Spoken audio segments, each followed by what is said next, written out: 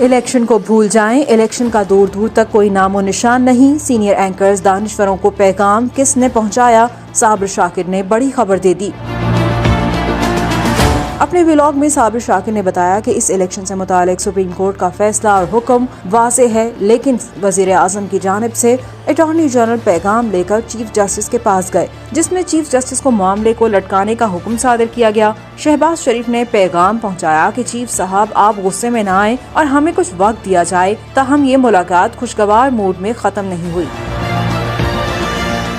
साबिर शाकिर के मुताबिक अब कबर एक है और बंदे तीन। वज़ीर आज़म सुप्रीम कोर्ट में मौक़िफ़ पेश करेंगे कि वज़ारत ख़जाना के पास पैसे नहीं और दिफा के पास सिक्योरिटी नहीं। कोशिश हो रही है कि मौजूदा चीफ जस्टिस को कबल अज़ वक्त फारिग कर दिया जाए। चीफ जस्टिस उमर अता बंदयाल और जस्टिस काजी फायज ईसा की मुलाकात भी खुशगवार नहीं रही।